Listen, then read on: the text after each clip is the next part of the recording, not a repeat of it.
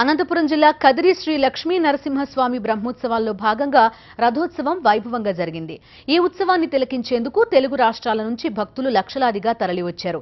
ఉదయం 7:29 శాస్త్రోక్తంగా మోకులతో లాగి వదిలారు. ప్రారంభోత్సవానికి ముందు వేద పండితులు పుణ్యావచనం, కలశ పూజలు, ఆస్థాన పూజలు నిర్వహించి రథానికి గంధపు అక్షింతలు చల్లారు. దేశంలోనే అతిపెద్ద రథాల్లో మూడోది కదిరి నరసింహుని రథం. ఈ రథం బరువు 540 టన్నులు.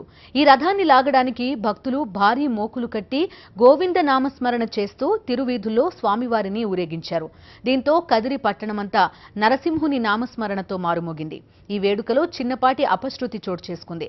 అనంతపురానికి చెందిన హోంగార్డ్ సాదిక్ వలి, మరో వ్యక్తి చందన్ కుమార్ గాయపడ్డారు. వీరిని హాస్పిటల్కి తరలించారు.